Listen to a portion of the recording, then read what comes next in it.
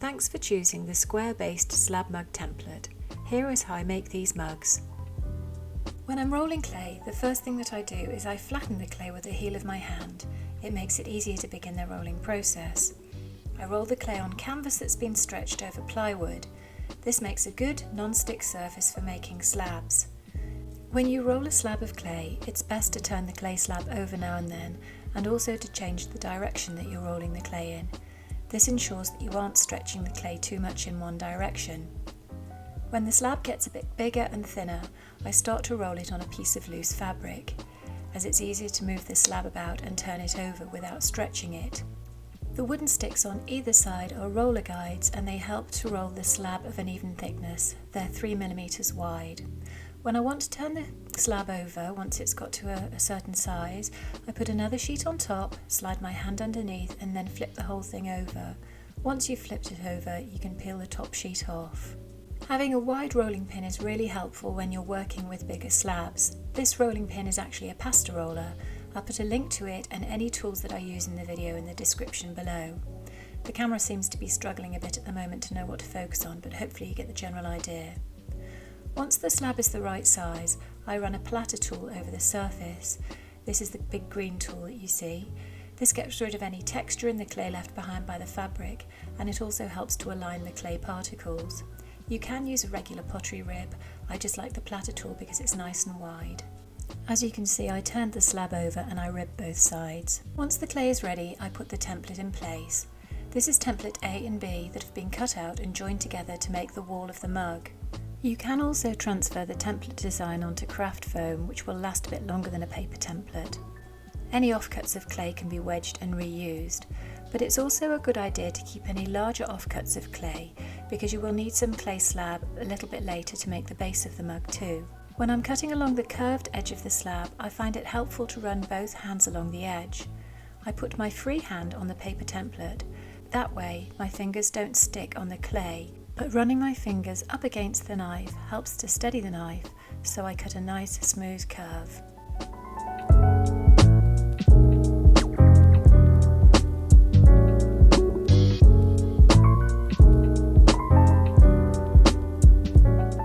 I peel away the template. Then I run a damp sponge along the shorter curve of the slab. This edge is going to be the lip of the mug, and it's easier to smooth it off when the clay is flat. I turn the slab over, and then I smooth the other side of the rim too. The clay is very soft now, so I need to put it to one side to let it firm up a little. In order to turn it over, I put a couple of sheets of paper on top, and then I use a flexible chopping board. Then I can slide my hand under and flip the clay over.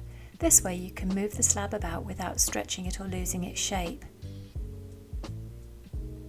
Then I get a wooden drying board and I slide the slab off the chopping board onto the wood to let it firm up.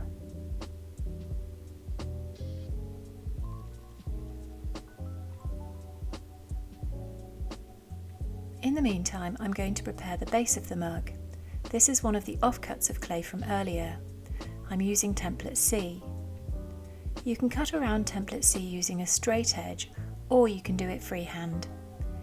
Use your clay knife to cut around the curved edges and use your fingers to support the knife as you cut along the straight edges.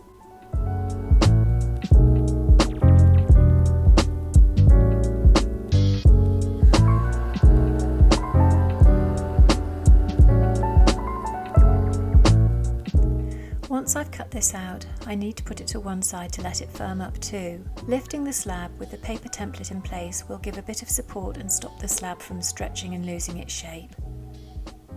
Now I make the handle using template D. I'm using 6mm roller guides for the handle, as I find a slightly thicker handle a bit more comfortable to hold.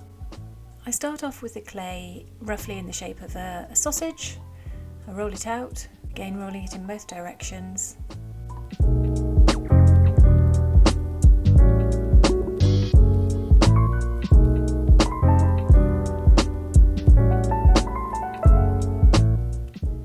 Then I transfer it onto the loose fabric so it's easier to pick up, and I use the platter tool just to smooth it out again, smoothing it out on both sides.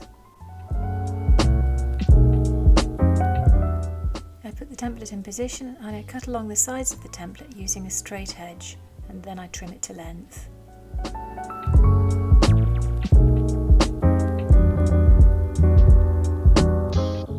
Once it's cut to length, I smooth out the sides of the handle with the sponge, just because it's easier to do it when the handle is straight.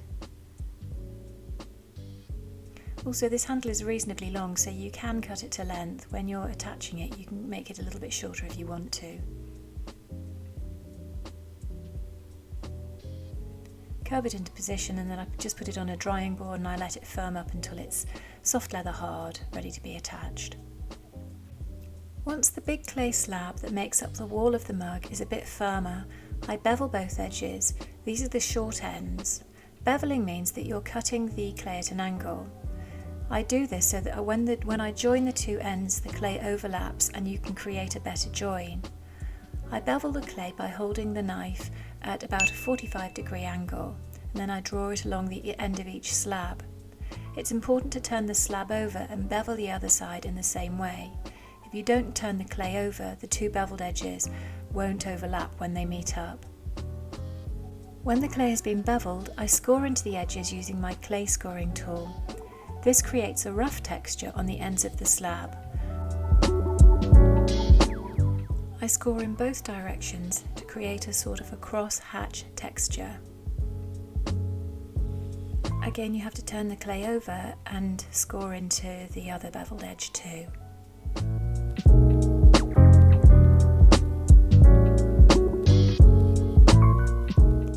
Once both ends have been scored, I pick the slab up and curve it around. At this point, the clay is still soft enough to curve easily, but it can hold its own weight and it's not so soft that it'll lose its shape.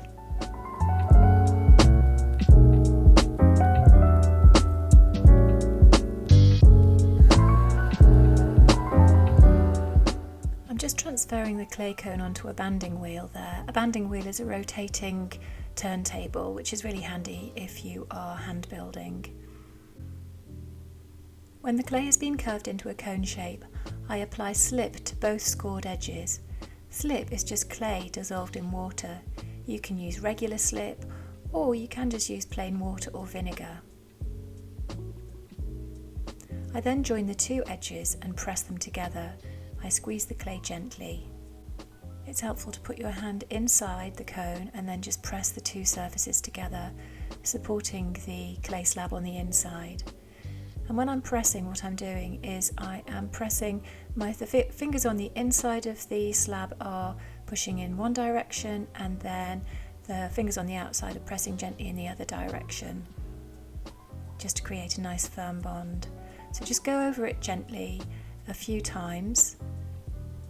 And then when the surfaces feel like they're stuck together, you can use a rubber rib just to wipe away some of that excess slip, and then go over it with the rubber rib. And using the rubber rib is a good way of creating a nice smooth surface on the outside, but it also really helps to compress those two surfaces together to make sure that they don't open up when the clay is drying. So I'm just using my hand on the inside to support it and then compressing the clay with a rubber rib on the outside.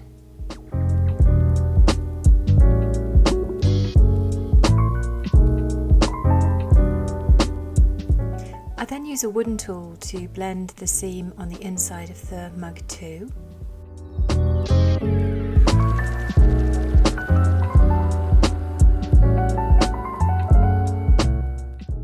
Then, when it's blended at one end, I use my platter tool to smooth out any texture that has been left behind by the wooden modelling tool. If you don't have a platter tool like this, you can use something like the back of a spoon, the smooth back of a spoon. Once it's smoothed at one end, I turn it over and I just repeat the process on the other end. So again, using the modelling tool just to blend the seam in on the inside, and then smoothing it away with the platter tool. And you might find that there's a little bump in the clay where the seam is, so I just trim that off with my clay knife, turn it over, and then just do the same thing at the other end. Once the seam has been blended in, it's a good idea to let the mug sit for a little while just to make sure that the two sides stick together properly. So I put a piece of plastic down on the wooden board to stop the clay from drying out too much. And I put an old container in the rim of the mug just to make sure it's nice and round. And then after a little while, what I'll do is I'll start to shape the mug. This is the guide that I use to shape the bottom of the mug into the nice square shape. It consists of a square with rounded corners and two diagonal lines that intersect with one another. I put the mug over the square and I look into the rim of the mug and I make sure that the point at which the two diagonal lines intersect is right in the middle of the circular rim. And when I'm sure that the mug is sitting right over the centre of the guidelines, what I do is I gently squeeze the clay so that the clay slab begins to take on the shape of the square that's on the paper, the square outline on the paper. It doesn't need to be perfect the first time you go around. I just do it gradually just to make sure that the clay slab is going to fit all the way around the square that is on the paper.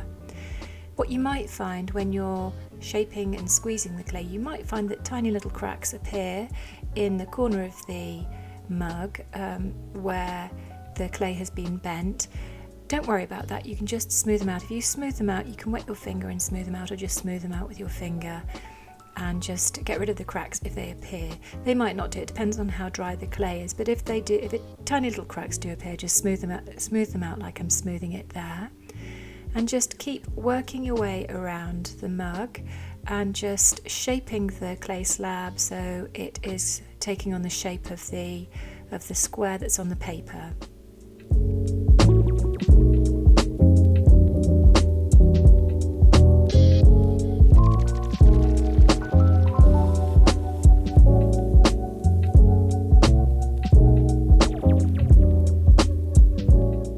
So generally what I do is I'll find the corners, and then once I've found the corners, I reshape the sides so that the sides of the mug are flat and running flat against the straight line of the square.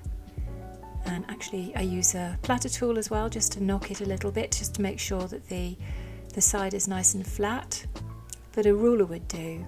You don't need to use a platter tool if you want. You can use just any kind of straight edge or a ruler.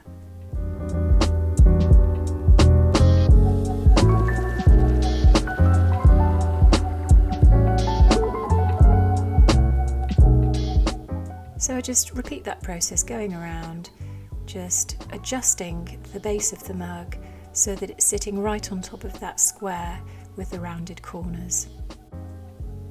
So I'm just using a damp sponge there just to get rid of any tiny little cracks that might have appeared. The clay's got to be firm enough so that you can handle it and shape it without it flopping about too much, but equally when you bend clay that's a little bit firmer, it does have a tendency to crack sometimes, so just be mindful of that and just tidy them up if and when they appear.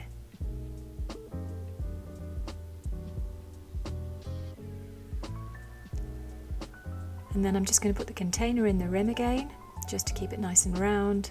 And you see there that actually the side is bulging out just a little bit. You can leave it with a bit of a curve on if you want to leave the edges with a bit of a curve so it's bellying out a bit. Or if you want, you can flatten the sides as well. As you can see, what I'm doing is I'm just using the tips of my fingers just to gently press the side of the mug in so that the side is a bit straighter. And then once I'm happy with the shape, I just put the mug to one side just to let it firm up just a little bit more before I add the base of the mug. This is the base of the mug. I'm just going to put my maker's mark on one side now.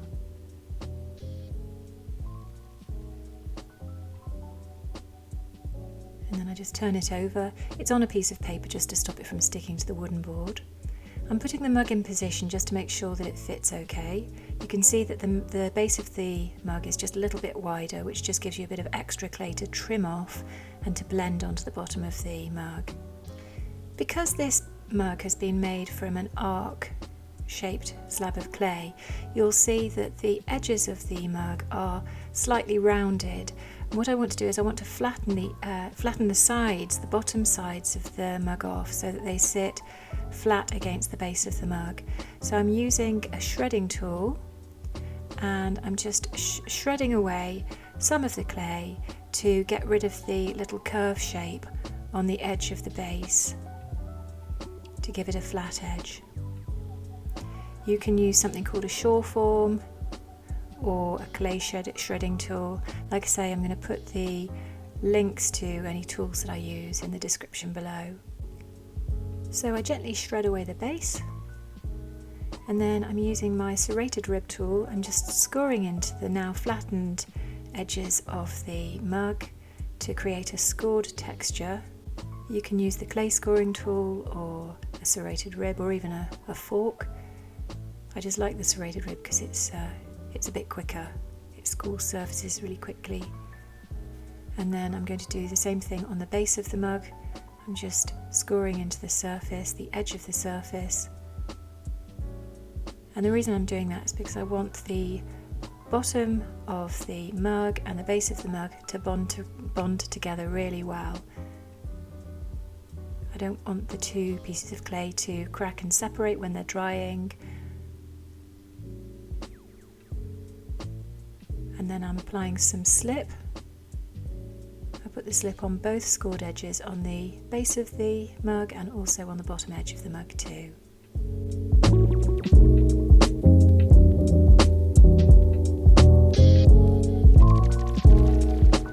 And then I lower the mug into place, and then you can wiggle it around just a little bit just to get it into position to make sure it's right in the centre of the base. And like I mentioned earlier, the base is just a bit wider than the bottom of the mug, and that's deliberate. It's just so that you've got a bit of wiggle room and you can trim off the excess. What I tend to do is I just trim off a bit and I leave about 1 millimetre, maybe a little bit more, of clay overhanging the base of the mug, and that will just give me enough to blend the bottom of the base of the mug onto the bottom of the mug. Just trimming it away with my clay knife.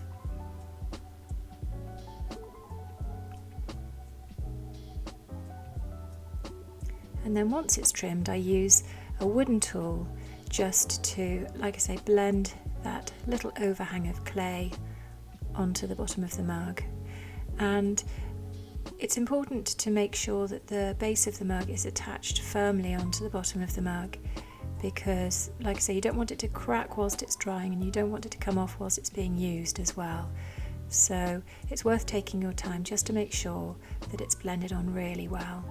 Sometimes what I do, if I've got a different kind of design, I'll actually put a little coil of clay on the inside surface of the join. But because this mug is getting into the corner, because it's a square shape, actually getting into the corners and blending a coil on the inside surface would be a bit tricky, so I'm really relying on the outside blending to be really effectively done. Now the wooden tool will have left a few marks there, so what I do is I go around with the rubber rib and I just use that to smooth out as many of those marks as I can.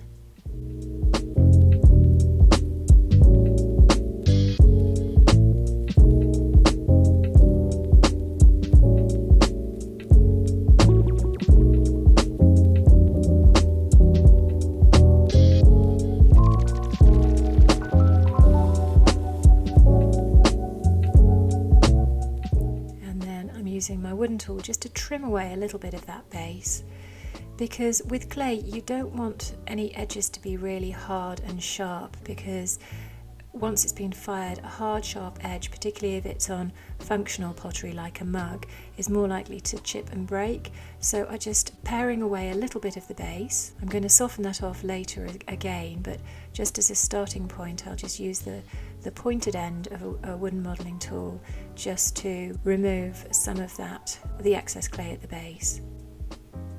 Then I'm turning it over.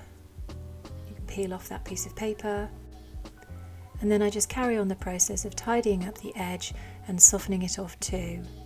So I'm using the flat edge of a clay modelling tool just to pare some of it away, and then I use the clay knife just to get rid of any little burrs of clay that might have appeared on the base too. Smooth it with my finger.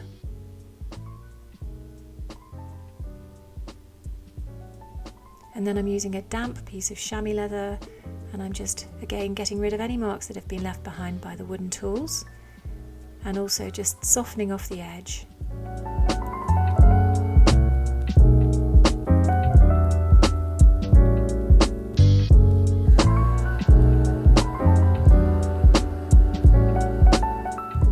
Now that the outside of the mug is tidied up, I'm turning it the right way up again, put a piece of plastic down just so that the wood doesn't dry the base out too quickly.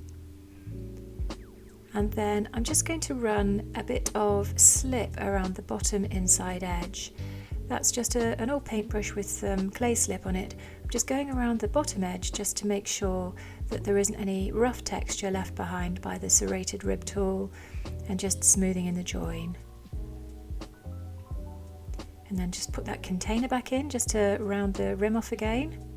And now I'm going to add the handle. I hold the handle in my hand and see where it feels comfortable, and then I make a mark with my thumbnail on the handle where I'm going to trim it. Just put it back on its little wooden board and use my clay knife to trim it to length.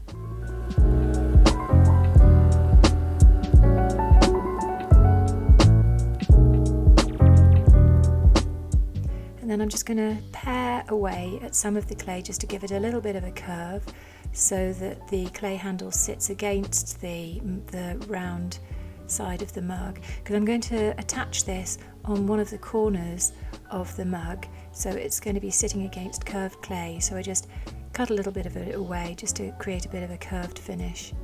Then I hold it up against the mug and just decide where I'm going to position it. Make sure it's straight. Make a few adjustments. And then when I'm happy with where it is, I just use my clay knife to mark onto the mug where the clay is going to be attached. And take the handle away, and then I'm using my serrated rib tool. You can use a clay scoring tool or a fork, and just again scoring that texture to make sure that the handle stays really firmly on the mug. And again, scoring in on the bottom and on the ends of the handles too. I apply some slip to the scored areas.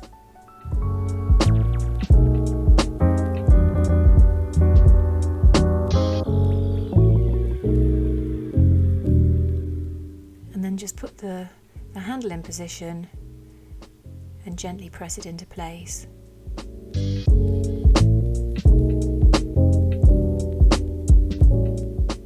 It's a good idea to put your hand on the inside of the mug so that you can apply a bit of pressure to the handle without losing the shape of the mug too. So press it in place, give it a bit of a wiggle, try and make the bonders as firm as you can. Once it's in position, I like to add a little clay coil around the join. So roll a tiny little coil of clay, wrap it around where the handle meets the mug, and then I'm just using a fine wooden tool just to press that coil into position. And then once it's in position, I just use the wooden tool just to blend that coil into the clay, blending it onto the handle and also blending it onto the mug itself as well. It makes a nice neat join, and also it makes sure that the handle's attached to the mug very firmly.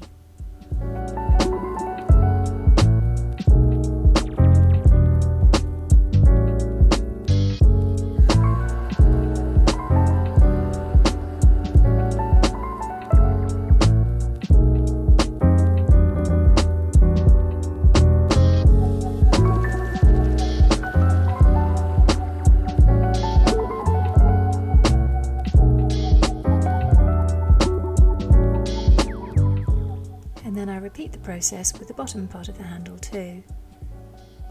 Adding a coil, pressing it into position and then blending it on.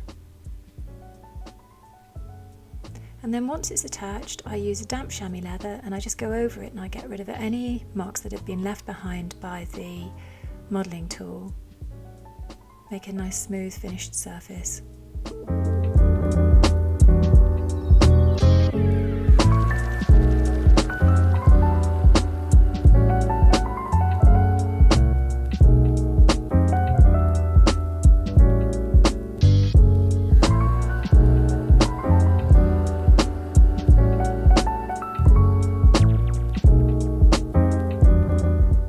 And there's the square-based mug with a handle attached, all ready to be dried and then glazed.